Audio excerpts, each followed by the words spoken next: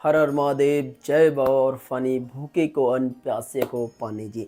तो आज के इस वीडियो में हम बहुत बड़ी जानकारी देने वाले हैं। अगर आप अमरनाथ यात्रा पर आने की सोच रहे हैं तो वैसे वीडियो को ज़रूर देखना है। और वीडियो कहाँ से देख रहे हैं कमेंट सेक्शन में स्टेट का नाम ज़रूर मेंशन करना है और वीडियो को पूरा देखना, वीडियो स्किप बिल्कुल भी नहीं करना है। चलिए वीडियो को शुरू करते हैं। अमरनाथ यात्रा पर कब जाना है, कैसे जाना है, रजिस्ट्रेशन में डॉक्यूमेंट्स कौन कौन से लगेंगे और डॉक्यूमेंट्स के साथ साथ रजिस्ट्रेशन कब होंगे और यात्रा के दौरान आपका खर्चा कितना आएगा आसान रास्ते में और बिना किसी परेशानी में कम खर्चे में कैसे आप यात्रा कर पाएंगे, सारी जानकारी आपको मैं इस वीडियो में बताने वाला हूँ। तो भाई इस वीडियो को ध्यान से सुनना है, ध्यान से समझना है, दूसरा वीडियो देखने की आपको ज़रूरत नहीं पड़ेगी। ये जो मैं वीडियो बना रहा हूँ ये बहुत टाइम का मतलब कि एक्सपीरियंस है हमारे साथ में, जो 10-11 साल से 12 साल से लोग जा रहे हैं और मैं भी काफ़ी साल से जा रहा हूँ। तो कुल मिला के काफ़ी ज़्यादा एक्सपीरियंस है, तो उसके साथ में आपको मैं गाइड करूँगा। तो इस वीडियो को बिना स्किप किए पूरा देखना और कोई गलती नहीं करना है ये वीडियो देखने के बाद में। अब बात कर लेते हैं अमरनाथ यात्रा पर कब जाना चाहिए। अमरनाथ यात्रा पर साल में, जैसे कि अमरनाथ यात्रा की अगर बात करें तो साल में 40 से 50 या 55 दिन के अराउंड ओपन होते हैं। अमरनाथ यात्रा में बाबा बर्फानी जी के आप दर्शन कर सकते हैं सिर्फ साल में 40 से 50 दिन तक, ठीक है जी। और उसके बाद में ये अमरनाथ यात्रा जो है बिल्कुल ही बंद कर दी जाती है। और ये यात्रा कब शुरू होती है, जैसे कि जून एंडिंग और जुलाई शुरुआत में यात्रा शुरू हो जाती है। मतलब जून एंडिंग 31 तारीख मान लो और जुलाई 1 तारीख से यात्रा शुरू हो जाती है हर बार। लेकिन उससे पहले आपको क्या क्या चीज़ ज़रूरी है वो भी आपको जानकारी होनी चाहिए। अब बात कर लेते हैं अमरनाथ यात्रा में आपके पास कौन कौन से डॉक्यूमेंट्स होने चाहिए। अगर आपके पास ये डॉक्यूमेंट्स नहीं है तो आपको अमरनाथ यात्रा में एक्सेस कंट्रोल गेट से एंट्री नहीं मिलेगी। तो डॉक्यूमेंट्स आपने क्या क्या लेकर के चलने हैं वो भी आपने ध्यान से सुन लेना है। अमरनाथ यात्रा पर आने के लिए आपके पास होना चाहिए रजिस्ट्रेशन सर्टिफिकेट है, तो रजिस्ट्रेशन होना अनिवार्य है। बिना रजिस्ट्रेशन के आपको एक्सेस कंट्रोल गेट से एंट्री नहीं मिलेगी, जैसे चाहे पहलगाम का एक्सेस कंट्रोल हो या आपका बालटाल का एक्सेस कंट्रोल गेट हो, ठीक है जी। तो सबसे पहले एक्सेस कंट्रोल गेट पे आपको रजिस्ट्रेशन सर्टिफिकेट दिखाना होता है। तो अब ये बात कर लेते हैं रजिस्ट्रेशन बनवाएं कैसे। तो बनवाने के लिए आपके पास आप श्राइन बोर्ड की जो वेबसाइट है, अमरनाथ श्राइन बोर्ड की जो वेबसाइट है, वहाँ पर आप रजिस्ट्रेशन करा सकते हैं ऑनलाइन या आप ऑफलाइन करा सकते हैं। ऑफलाइन कैसे कराना है तो वो भी जानकारी आपको इसी वीडियो में देंगे। तो वही से जैसे ऑफलाइन करा सकते हैं, ऑफलाइन में जैसे अमरनाथ श्राइन बोर्ड पे ही सभी डॉक्टरों की लिस्ट वगैरह होती है। तो इसमें एक चीज़ मैं और आपको बता दूं, रजिस्ट्रेशन करने के लिए आपके पास मेडिकल हेल्थ सर्टिफिकेट होना ज़रूरी है। मेडिकल हेल्थ सर्टिफिकेट के साथ साथ आपको ये कहाँ पे बनवाना है वो भी मैं आपको इसी वीडियो में बताता हूँ। जैसे कि आप श्राइन बोर्ड की वेबसाइट पे जाएंगे, जो मैंने आपको बताई है, यहाँ पर आप जाएंगे तो यहाँ पर अपने स्टेट को सिलेक्ट करना है। अपने स्टेट के में जैसे कि ज़िला जो अपने सिलेक्ट करना है, उसमें डॉक्टर की लिस्ट और हॉस्पिटल की लिस्ट आ जाएगी। उस डॉक्टर से आप पूछेंगे तो वहाँ पर आप अपने हेल्थ सर्टिफिकेट बना सकते हैं और उसमें रजिस्ट्रेशन बनवा सकते हैं और उनसे थोड़ा और गाइड ले सकते हैं कि ये ऑफलाइन भी बनवा सकते हैं। जैसे किसी बैंक में, पीएनबी बैंक और भी बहुत सारी बैंक होते हैं जो कि उसी में, जैसे श्राइन बोर्ड की जो वेबसाइट है इसी में मेंशन होती है, उस बैंक में जा करके अपने कागज़ जमा कराएंगे तो वो वहाँ से भी आपको सर्टिफिकेट बना करके, रजिस्ट्रेशन सर्टिफिकेट बना करके दे देंगे। और साथ ही आपको ये सभी डॉक्यूमेंट्स कंप्लीट कराने के बाद में एक आपको आधार कार्ड रख लेना है। आधार कार्ड कहाँ पे काम आता है, जैसे कि आप यात्रा में, जैसे कि आप जम्मू पहुँच जाते हैं, जम्मू से यात्रा अपनी शुरू हो जाती है, तो जम्मू में आपको RFID कार्ड बनवाना अनिवार्य है, जो कि बिना RFID कार्ड के आपको एंट्री नहीं मिलेगी। रजिस्ट्रेशन के साथ साथ आपको आधार कार्ड अपने पास रख लेना है, उसी आधार कार्ड से आपका RFID कार्ड वहाँ पर बनेगा, ठीक है जी। तो RFID कार्ड के लिए आपको एक ID रख लेनी है। बाकी और अपने अगर ग्रुप जा रहा है तो अपने साथ में अपने ग्रुप सेफ्टी के तौर पर एक डायरी में, नोटबुक में अपने सभी ग्रुप के नंबर भी लिख सकते हैं, जो कि आपको काम आएंगे जैसे आप बिछड़ जाते हैं तो कांटेक्ट करने की। अब बात कर लेते हैं अमरनाथ यात्रा में कैसे पहुँचें, ठीक है जी। आप भारत के किसी भी कोने से आ रहे हैं तो दो मार्ग हैं, एक तो जैसे श्रीनगर और दूसरा जम्मू तवी रेलवे स्टेशन, ठीक है जी। अगर आप रेलवे से आ रहे हैं, रेल लाइन से आ रहे हैं तो आप जम्मू तवी रेलवे स्टेशन पे उतरना है। अगर आप फ्लाइट वगैरह से आ रहे हैं तो आपने श्रीनगर उतरना है। श्रीनगर उतर के आपको RFID कार्ड बनाना है और रेलवे स्टेशन पे उतर के सबसे पहले आपको RFID कार्ड बनवाना है, ठीक है जी। तो मैं रेलवे स्टेशन से बता देता हूँ, जो कि रेलवे पे अगर आ जाते हैं जम्मू तवी रेलवे स्टेशन पे, तो सबसे पहले आपको रेलवे स्टेशन के बाहर आना है और बाहर आने के बाद में आपको भगवती नगर के लिए ऑटो रिक्शा कर लेना है, जो कि 50 रुपये आपसे लेगा। तो 50 रुपये से आपको यात्री निवास वहाँ पे पहुँचा देगा। भगवती नगर में यात्रियों के लिए यात्री निवास है, आप वहाँ पर रुक सकते हैं। अगर जैसे कि भंडारे हैं वहाँ भी रुक सकते हैं। और अगर आपको जैसे कि सोने के लिए जगह चाहिए तो एक बेड 100 रुपये चार्ज लगता है। वहाँ पे तकिया वगैरह कंबल वगैरह मिल जाएगा। बाकी अपना सामान वगैरह भी सेफ्टी से रख सकते हैं यात्री निवास पे। अगर छोटी सी इसमें वीडियो में अपने पर्सनल एक्सपीरियंस ऐड करूं तो हम लोग कभी यात्री निवास जाते नहीं, डायरेक्ट हम लोग अपनी प्राइवेट गाड़ी बुक कर लेते हैं। जैसे हम 15-20 लोग होते हैं तो छोटी मिनी बस बुक कर लेते हैं।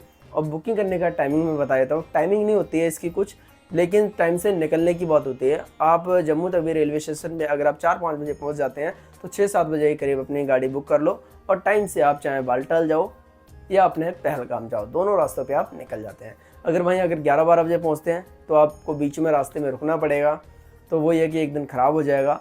तो आपको अपनी समझ है कि आपको भगवती नगर से जाना है जो कि सरकारी बस होते हैं या प्राइवेट गाड़ी से जाना है।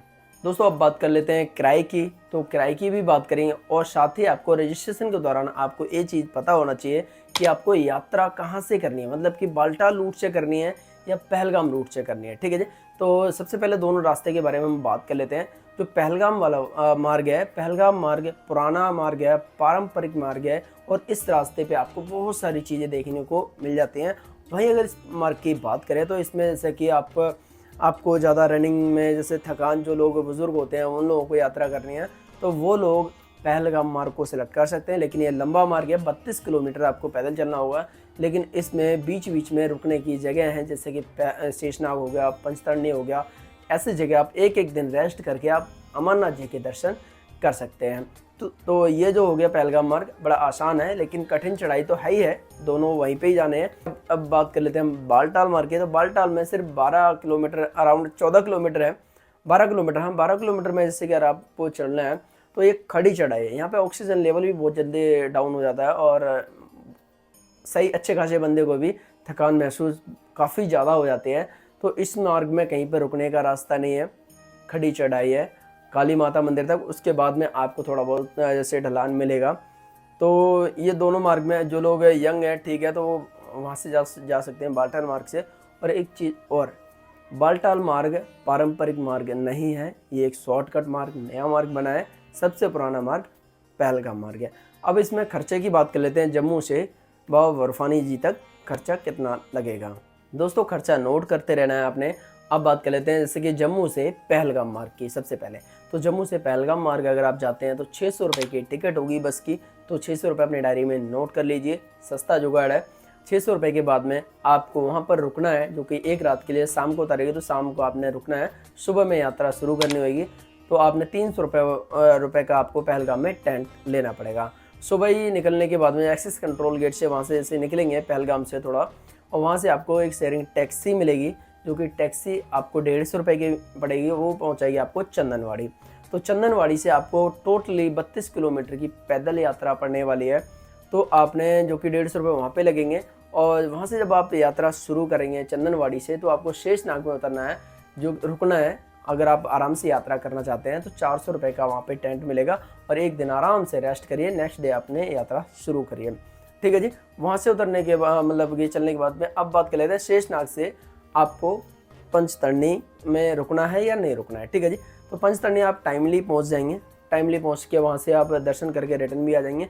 लेकिन जैसे मैं बताऊँ वैसे आप कर सकते हैं। पंचतरणी में रुकिए, अच्छा मौसम, सब कुछ ठीक है, एक दिन वहाँ पे बिताइए और सुबह ही सुबह आपने 6 बजे यात्रा फिर शुरू कर दी है। 6 किलोमीटर तक है बस कुल मिला के बर्फानी जी पंचतरणी से 6 किलोमीटर तक है।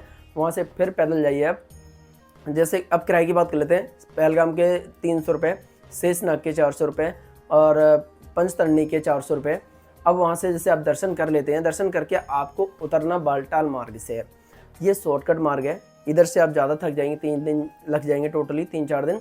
और वहाँ से अगर आप उतरते हैं तो सेम डे में रिटर्न हो जाएंगे। लेकिन इस वाले मार्ग से, पहलगाम वाले मार्ग से रिटर्न सेम डे नहीं हो सकते। बाकी आपकी मर्जी, आप कर सकते हैं। लेकिन जो रास्ता है वो यही है, पहलगाम मार्ग से जाइए और बालटाल मार्ग से उतरिए। तो आप दर्शन करके बालटाल उतर जाएं। बालटाल में आप अपना टेंट करेंगे तो 400 रुपये का वो टेंट पड़ने वाला है। उसके बाद में आपने जम्मू के लिए बस रात को ही बुक कर लेनी है। रात को बुकिंग करने के बाद में आपने 4 बजे के अनाउंसमेंट हो जाती है, 4 बजे के टाइम पे। फिर 800 रुपये की टिकट लगा लो इधर से, मतलब बालटाल से अपना जम्मू तक 800 रुपये की टिकट लगने वाली है। टोटल किराया आप लगा सकते हैं 600 रुपये एक, बाकी 400 रुपये के मतलब तीन टेंट हो गए, 300 रुपये का एक टेंट हो गया, 800 रुपये का एक किराया होगा। ठीक है जी, टोटल मैं आपको इसमें मेंशन कर दूंगा।